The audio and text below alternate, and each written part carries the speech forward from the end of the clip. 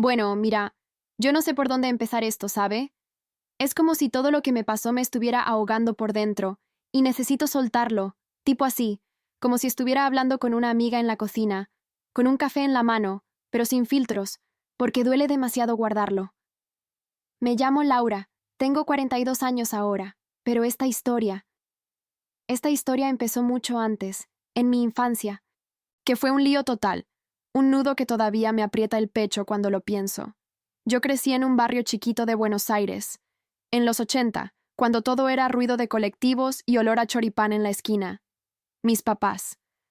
Ay, mis papás eran de esos que se casaron jóvenes, tipo a los 20, porque así se hacía, y terminaron atados por la rutina y los hijos, que éramos yo y mi hermana menor, Carla.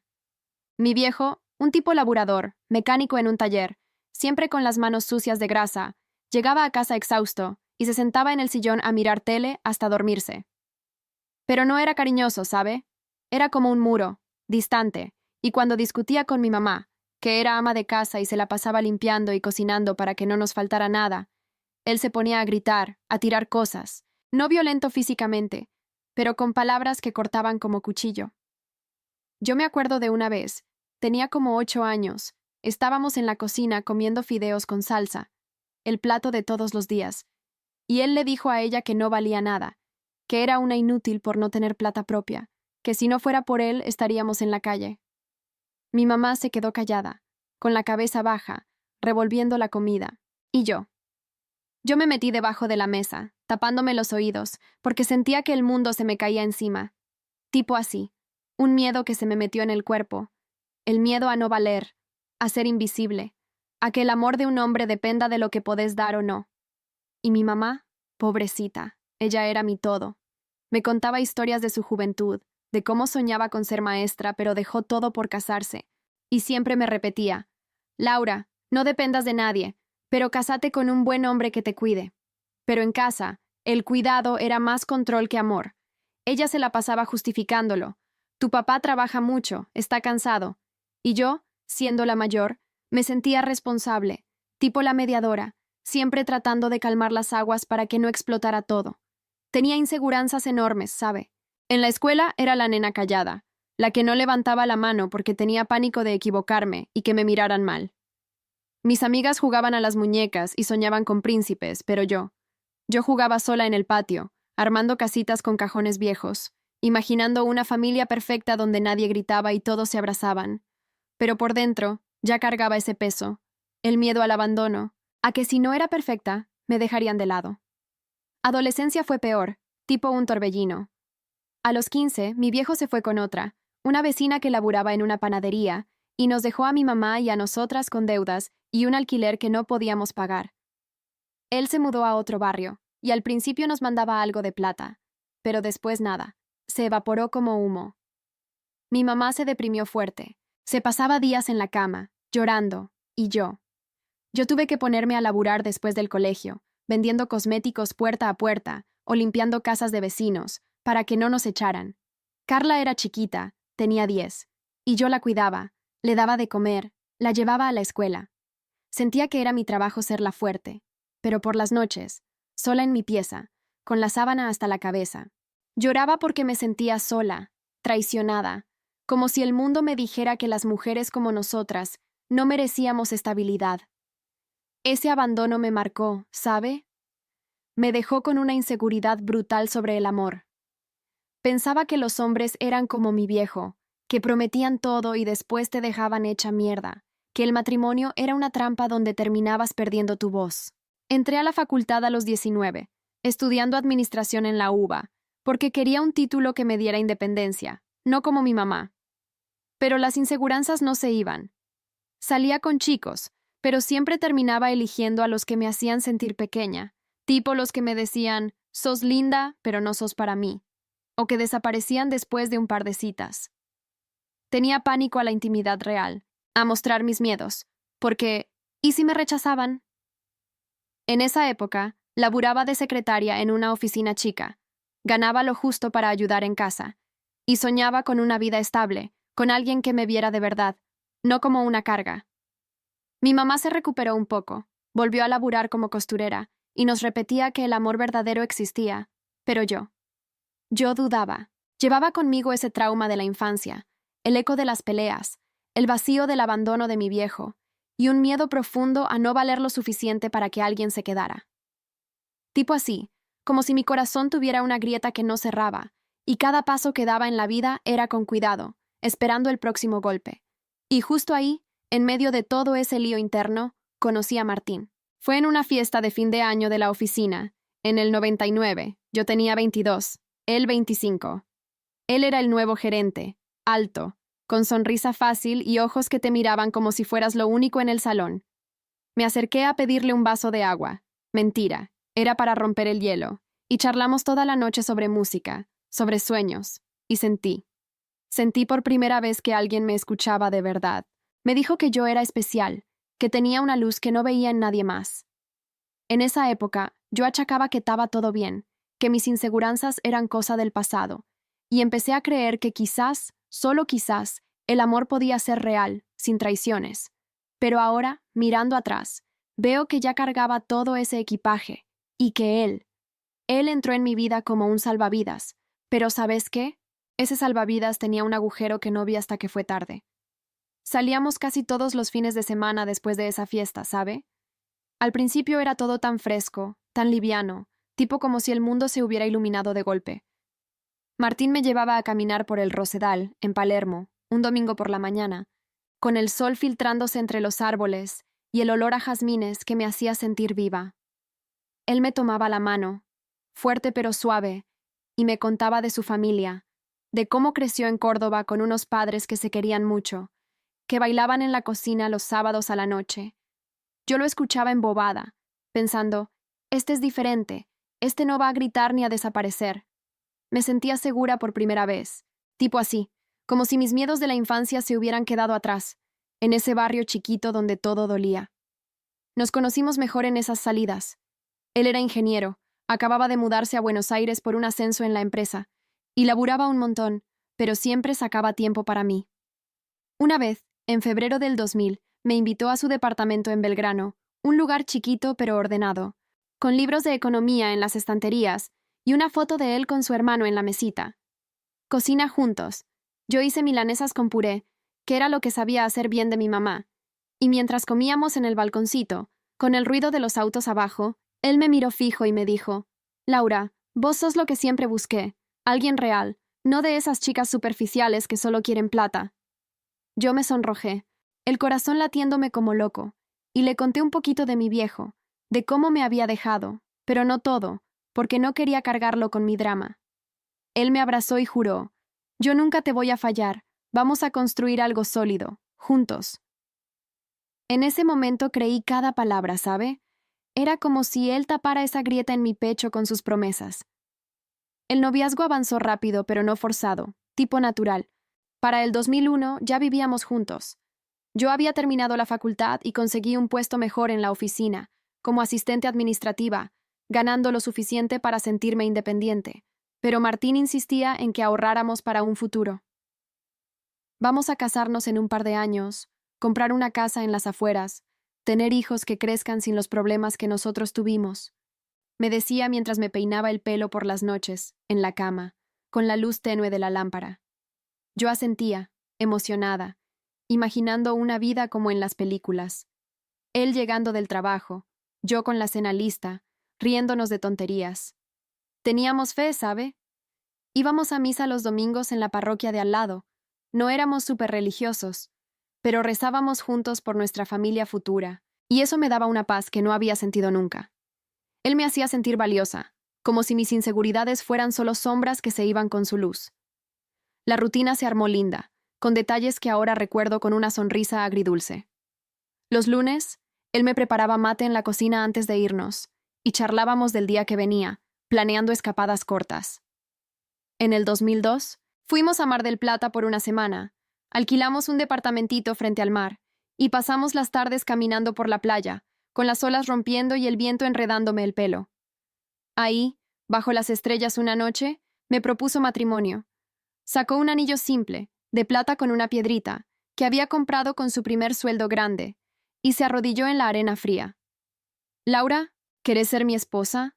Prometo cuidarte siempre, ser tu compañero en las buenas y en las malas. Lloré, obvio, y dije que sí, abrazándolo fuerte, sintiendo que por fin había encontrado mi lugar. En esa época, yo achacaba que todo estaba perfecto, que mis traumas eran historia antigua, y empecé a planear la boda con mi mamá, que se emocionaba contándome cómo sería el vestido, blanco y sencillo, como el de ella, pero sin el peso de los errores. Nos casamos en el 2003, en una ceremonia chica en la iglesia del barrio, con familia y amigos cercanos. Yo tenía 26, él 29, y fue todo tan emotivo. Mi mamá llorando de alegría al verme entrar con el velo, Carla de madrina con un ramo de margaritas, y Martín esperándome en el altar con esa sonrisa que me derretía. La fiesta fue en un salón alquilado, con asado y tango, y bailamos el primer vals a Adiós Nonino, pegados, susurrándonos promesas al oído. Vamos a viajar, a tener una casa con jardín, hijos que nos llenen la vida, me dijo, y yo creí que era eterno. Después nos mudamos a un departamentito en Núñez, que compramos con un crédito, y empezamos a armar nuestro nido. Pintamos las paredes de azul claro, compramos un sofá usado pero cómodo, y yo colgué fotos nuestras en la pared, de esas que te hacen sonreír cada mañana. Los primeros años de matrimonio fueron de ascenso, ¿sabe? Martín subió en la empresa, se convirtió en jefe de sector, y yo avancé a coordinadora, ganando más, sintiéndome fuerte al lado de él. Planeábamos hijos para el 2005, pero esperábamos ahorrar un poco más. La cotidianidad era dulce, las mañanas con café y besos, las noches viendo series en el sofá, acurrucados con una manta, hablando de todo y nada. Él me traía flores de la calle los viernes, rosas rojas envueltas en papel, y yo le cocinaba su plato favorito, locro en invierno, para que se sintiera en casa. Sentía un compañerismo real, tipo equipo, donde mis miedos se diluían en su apoyo. «Sos mi todo, Laura», me repetía, y yo lo creía, idealizándolo como el hombre perfecto que curaba mis heridas pasadas. Pero ahora, reflexionando, veo que ya había chispazos sutiles, como cuando llegaba tarde del trabajo y se ponía a chequear el mail en la cena, distraído, o cuando bromeaba sobre mi peso después de un asado, diciendo, «Cuídate, mi amor, no vaya a ser que te descuides». Yo lo tomaba a risa, justificándolo con, «Está cansado, ama su laburo», pero el público ve que el salvavidas empezaba a gotear, ¿no? Sin embargo, en ese entonces, yo solo veía el brillo, no las grietas que se abrían despacito. Y bueno, después de esos primeros años, la vida siguió rodando, ¿sabe? Tipo así, con esa rutina que te hace creer que todo está en su lugar. Pero mirando atrás, me doy cuenta de que las cosas empezaron a cambiar de a poquito, como gotas que caen en un techo, y al final lo pudren todo por dentro.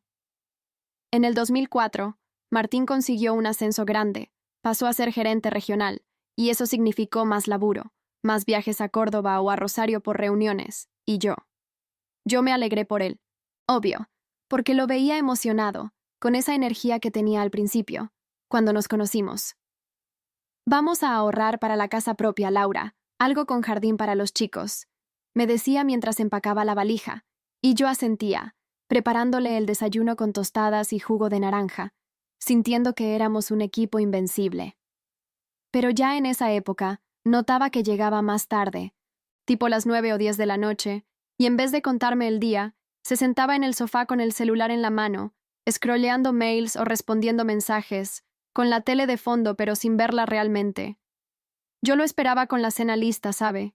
Un pollo al horno con papas, que era su favorito, y cuando entraba, le daba un beso en la mejilla, pero él respondía distraído. «Gracias, amor. Qué rico huele». Y se ponía a comer rápido, hablando solo de números, de ventas, de cómo había que competir más en el mercado. Al principio, lo achacaba a la presión del trabajo, tipo, «Está estresado, necesita desahogarse». Y yo intentaba escucharlo, preguntándole, «¿Cómo te fue con el equipo?». Pero sus respuestas eran cortas, como si ya no le importara compartir el mundo conmigo. Recuerdo una noche en particular. Era un jueves de mayo, hacía fresco, y yo había prendido la calefacción para que estuviéramos cómodos. Él llegó exhausto, se tiró en la cama sin cambiarse, y cuando le pregunté por su día, me dijo, «Bien, lo de siempre», y se dio vuelta para dormir. Me quedé ahí, acostada a su lado, mirando el techo en la oscuridad, con el corazón un poco apretado. pensando, mañana va a ser mejor, solo está cansado. Pero no, ¿sabe? Esa distancia emocional empezó a crecer, como una sombra que se estira al atardecer. Y no era solo eso. Empezaron las críticas, disfrazadas de bromas, tipo así, que al principio me reían porque no quería ver lo que había atrás. Por ejemplo, en el 2005, cuando planeábamos seriamente lo de los hijos, yo tenía 28, él 31, y ya habíamos ahorrado lo suficiente para mudarnos a una casita en Vicente López, salimos a comprar ropa para la nueva casa, unas cortinas y un juego de platos. Él miró todo y me dijo, riéndose: «Mira que sos despistada, Laura. Elegís lo más caro sin darte cuenta. ¿No te das cuenta que hay que ser más práctica?» Yo me quedé callada, sintiendo un pinchazo en el pecho, pero lo dejé pasar. Es una broma, está nervioso por la mudanza. Pero pasó más veces. En las cenas con amigos, cuando yo contaba algo del laburo, él interrumpía con un: «Bueno, pero en mi oficina hacemos las cosas diferente, más eficientes, como si lo mío no valiera tanto». O cuando me vestía para una salida, un vestido negro que me gustaba, simple pero lindo, y él comentaba: «Estás bien, pero podrías arreglarte un poco más, tipo usar tacos más altos para verte más profesional». Yo me miré al espejo después, tocándome el pelo, preguntándome si realmente no valía como era, si necesitaba cambiar para que me mirara como antes. Otra cosa que cambió fue su obsesión por el estatus, ¿sabe? Antes, Martín era el tipo humilde, el que valoraba lo simple, como un asado en el patio con birra y charla. Pero con el ascenso, empezó a comprarse ropa cara, camisas de marca que planchaba él mismo los domingos, y un auto nuevo, un Peugeot que olía a cuero fresco. «Es para impresionar a los clientes», me explicaba, pero yo veía cómo se ponía a hablar de networking en las fiestas, de contactos importantes, y ya no de sueños nuestros. Una vez, en Navidad del 2005, fuimos a la casa de sus padres en Córdoba, un viaje en avión que pagamos con mis ahorros también, y ahí, en la mesa con empanadas y vino tinto, él le contó a su viejo sobre su nuevo puesto, inflando el pecho, y cuando yo hablé de mi promoción en la oficina, había pasado a jefa de área, algo que me costó años. Él cambió de tema rápido. «Sí, Laura labura bien, pero el mío es más demandante». Su mamá me miró con pena, pero yo sonreí, justificándolo en mi cabeza. «Está orgulloso de su carrera, quiere lo mejor para nosotros». Por las noches, en el hotel de la ciudad, cuando hacíamos el amor, ya no era como antes, tierno y conectado. Era rápido, mecánico, como si estuviera pensando en otra cosa, y yo me quedaba abrazada a su espalda, sintiendo un vacío que no podía nombrar. El silencio también se coló, tipo un invitado no deseado que se queda a dormir. Antes, charlábamos horas, de todo, de películas, de recuerdos, de miedos. Pero en el 2006, cuando nos mudamos a la casita soñada, una de 2 pisos con jardín chiquito, paredes blancas y un porche donde puse macetas de lavanda, las conversaciones se acortaron. Él llegaba. Comía solo en la cocina con el diario, y yo intentaba engancharlo. «Contame algo lindo del día», pero respondía: «Nada nuevo, amor». Y subía a la oficina que armamos en el segundo piso, con su computadora prendida hasta tarde. Yo me quedaba abajo, lavando los platos con el agua caliente, quemándome las manos, pensando en mis padres, en cómo mi viejo se distanciaba así antes de irse, y me asustaba, pero lo minimizaba. «Es la rutina del matrimonio, todos pasan por esto, yo tengo que ser paciente». Planeamos el embarazo para ese año, fuimos al ginecólogo juntos, y él prometió estar más presente, pero en las ecografías de rutina, llegaba tarde, chequeando el reloj, y después no preguntaba detalles, solo: «¿Todo bien, no?». Sentía que su atención se iba para otro lado, quizás el trabajo, quizás algo más, pero no lo enfrentaba, porque ¿y si era yo la que exageraba? Mis inseguranzas de chica volvían, ese miedo a no valer, a ser la inútil que mi viejo le gritaba a mi mamá, y me culpaba. Si fuera más interesante, más exitosa, él querría hablar conmigo. Y el distanciamiento se notaba en lo físico también, ¿sabe? Antes, me abrazaba por detrás en la cocina, besándome el cuello mientras yo cortaba verduras, pero ahora pasaba días sin tocarme, como si fuéramos roommates. Una mañana de invierno, en julio del 2006, me desperté con ganas de él, Lo busqué en la cama, pero se apartó suave. Tengo una reunión temprano, después. Y no hubo después. Me quedé mirando la puerta cerrarse, con lágrimas calientes en los ojos, sintiendo un frío que no era del clima. Empecé a cambiar mis valores un poco, a obsesionarme con la casa, con ser la esposa perfecta. Limpiaba más, cocinaba platos elaborados de revistas, incluso me inscribí en un gimnasio para arreglarme, como él insinuaba en sus bromas. Pensaba que si me esforzaba, volvería el Martín de antes, el que me hacía sentir segura. Pero el público lo ve, ¿no? Esos silencios, esas críticas veladas, la obsesión por el estatus, eran señales gritando que algo se rompía, que el amor se convertía en rutina vacía. Yo, en cambio, seguía justificando, perdoando, ignorando el nudo en el estómago que me decía que el salvavidas se hundía, y yo con él. Y bueno, sigo con esto, ¿sabe? Porque ahora que llego a esa parte, el 2006 y lo que vino después, es como si el nudo en el estómago se me apretara más, tipo un peso que no puedo soltar, y necesito contarlo todo, aunque duela revivirlo palabra por palabra. Ahí estábamos, en esa casita de Vicente López que tanto soñamos, con el jardín chiquito donde planté lavandas que olían dulce en las mañanas de primavera, y yo embarazada de nuestro primer hijo, o al menos intentándolo con todo el corazón. Fue en agosto de ese año, después de meses de ecografías y hormonas que me dejaban hecha un trapo, cuando el doctor me dijo: «Felicitaciones, Laura, todo va bien». Llamé a Martín desde el consultorio, con la voz temblando de emoción, el teléfono pegado a la oreja mientras salía a la calle soleada, y él. Él respondió distraído, en medio de una reunión: «Qué bueno, amor, hablamos en casa», y colgó rápido. Yo me quedé parada ahí, con la mano en la panza que apenas se notaba, sintiendo una alegría que se mezclaba con algo raro, como un pinchazo. Pero lo dejé pasar. Está ocupado. Es normal.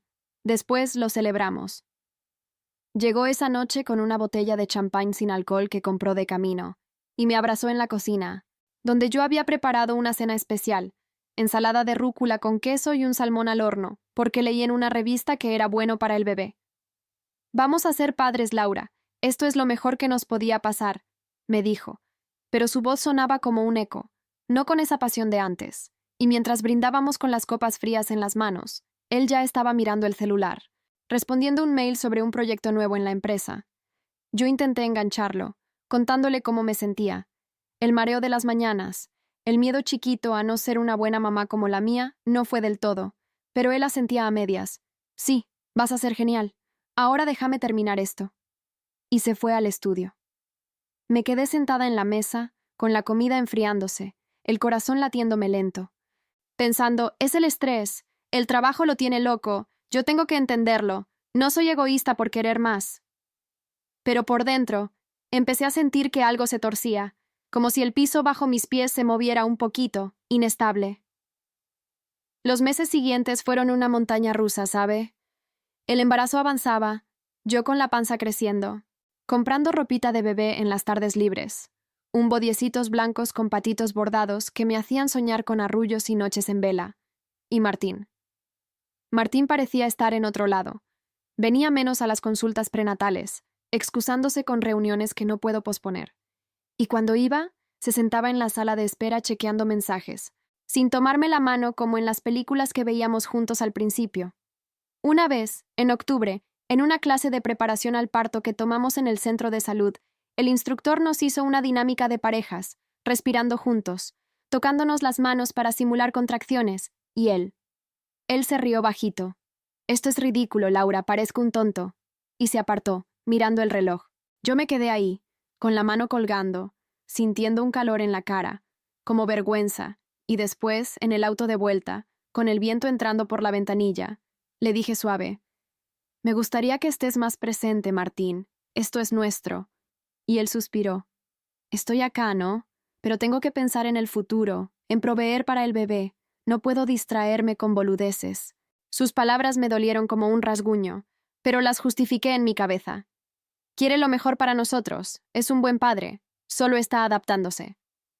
Pero el distanciamiento crecía, tipo una niebla que se espesa y te deja ciega.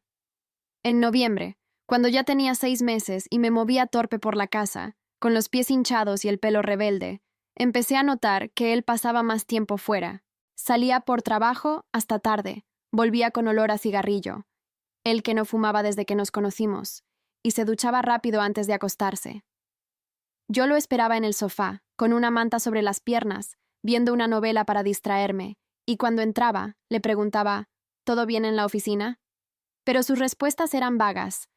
Sí, un cliente nuevo, nada grave.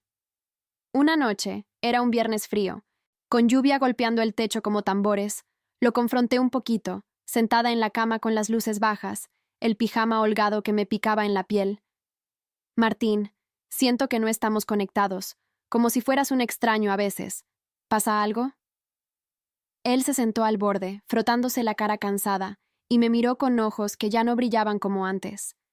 Estás embarazada, hormonal, exageras todo. Yo laburo para que tengamos esta vida, ¿no te das cuenta? Deja de inventar problemas. Me quedé callada, con lágrimas picando, sintiéndome chiquita, como la nena de 8 años debajo de la mesa, y me culpé. Tiene razón, soy yo la que cambia. El embarazo me pone sensible, tengo que perdonarlo, él me ama. Y las críticas siguieron, más punzantes ahora, disfrazadas de preocupación por el bebé. En diciembre, cerca de Navidad, cuando engordé lo normal y me miré al espejo con la panza redonda, él comentó mientras se vestía para una cena de la empresa. Cuídate un poco, Laura. No vaya a ser que después del parto te cueste volver a ser vos. Yo me toqué la barriga, sintiendo al bebé patear suave, y respondí, estoy haciendo lo que puedo, pero por dentro se me revolvió todo, un nudo de inseguridad que me recordaba las palabras de mi viejo a mi mamá. Intenté minimizarlo, cocinando más sano, caminando por el barrio con el sol tibio en la cara, pero el vacío crecía. Empecé a dudar de mí, ¿sabe? Por las noches, sola en la cama mientras él roncaba, ponía la mano en la panza y le hablaba al bebé. Tu papá te va a querer mucho, solo está pasando una racha. Pero lágrimas me caían calientes, y me preguntaba si era yo la que no valía, la que no era suficiente para retenerlo. Llegó enero del 2007, con el calor pegajoso y el ventilador zumbando en la pieza, y el parto se acercaba. Yo sentía que algo estaba mal de verdad, un presentimiento que me apretaba el pecho como una mano fría, pero seguía justificando. Es el estrés de la paternidad inminente. Una vez que nazca, todo va a cambiar. Fuimos a la casa de mi mamá para celebrar el año nuevo, con asado y ensaladas, Carla riendo con su novio nuevo, y Martín. Martín estaba distante, hablando por teléfono en el patio con un socio, riendo bajito de chistes que no compartía con nosotros. Mi mamá me miró preocupada, susurrándome en la cocina mientras lavábamos los platos, el agua jabonosa goteando. Hija, ¿está todo bien? Se ve raro. Yo sonreí falsa. Sí, mamá, solo labura mucho, pero por dentro el pinchazo se volvió un corte, y empecé a perdonarlo todo, culpándome por no ser más paciente, más atractiva, más todo. El público lo ve claro, ¿no? Esa niebla era humo de algo quemándose. Pero yo, ciega por el amor y el miedo al abandono, seguía caminando hacia el borde, ignorando el abismo que se abría despacio bajo mis pies. Tipo así, sosteniendo el salvavidas que ya se deshacía en mis manos, sin querer soltar.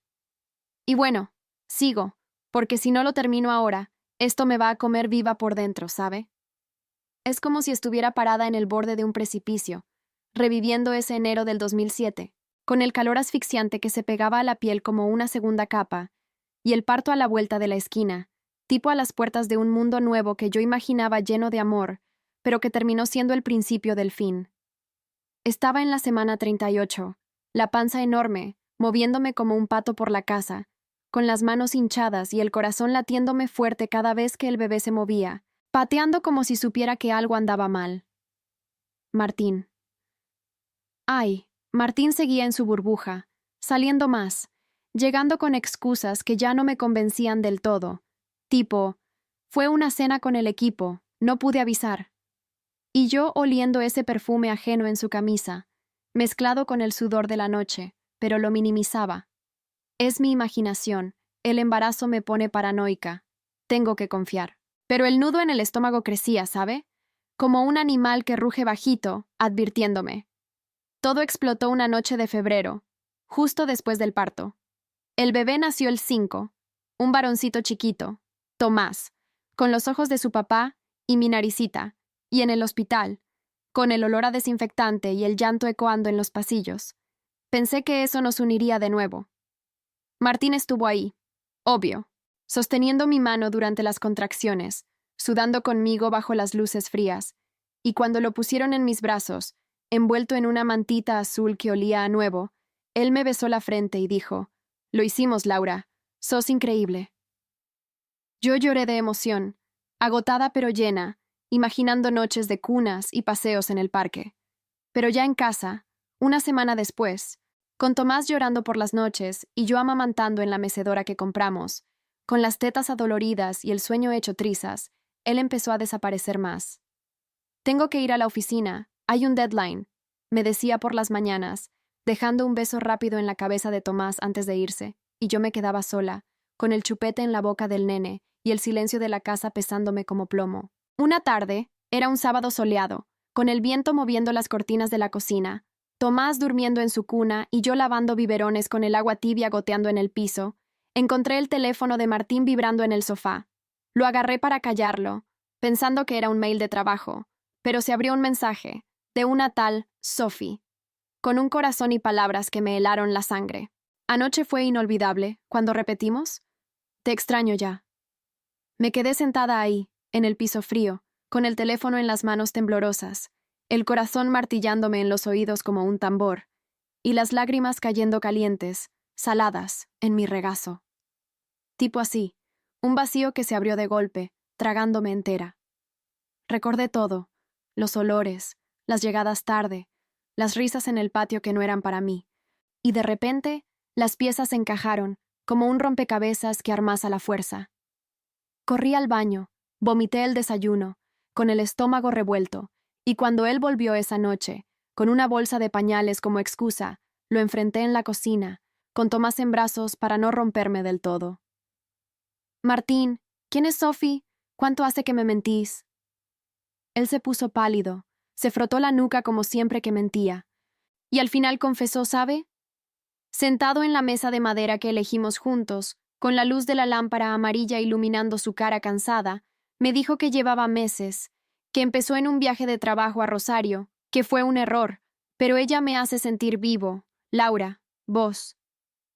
Vos estás cambiada con el bebé, todo es rutina.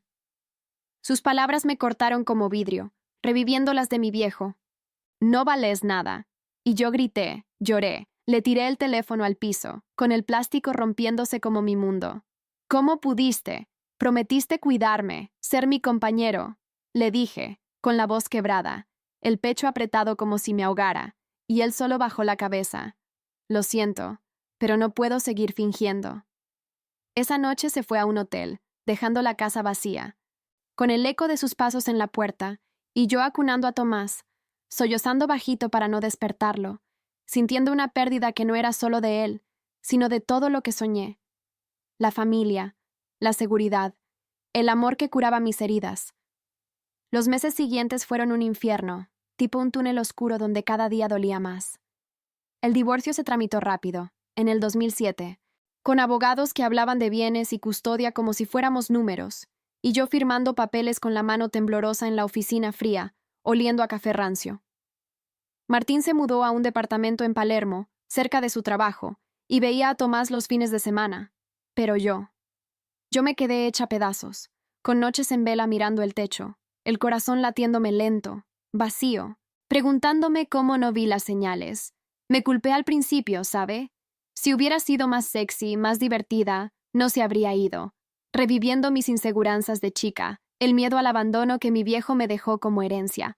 Pero con el tiempo, con terapia que empecé en el 2008, sentada en un sillón mullido con una psicóloga que me escuchaba sin juzgar, empecé a ver claro. Esas críticas disfrazadas, los silencios, la obsesión por el estatus, eran gritos que ignoré, justificando todo por amor, por miedo a estar sola de nuevo. El público lo vio desde el principio, ¿no? Ese salvavidas era una ilusión, y yo me aferré hasta que me hundió. Ahora, a los 42, con Tomás de 16, creciendo fuerte y preguntándome por qué papá no vive con nosotros, he reconstruido poquito a poco. Volví a laburar full time. Subí en la empresa a gerente, ganando mi plata, sintiéndome independiente como soñaba de joven. Salgo con amigas los sábados, caminamos por el Rosedal como antes, riéndonos de tonterías. Y por las noches, leo libros de autoayuda o veo series que me hacen llorar pero sanar. Aprendí que el amor no es promesas vacías ni justificaciones eternas, es respeto, presencia, y que yo valgo sola, sin un hombre que me complete. Mi mamá me dice orgullosa, hija, sos más fuerte que yo. Y tiene razón, ¿sabe? Ese divorcio me rompió, pero me recompuso mejor, con cicatrices que duelen, pero me recuerdan. No ignores las grietas. Habla, y si se rompe, soltá para volar.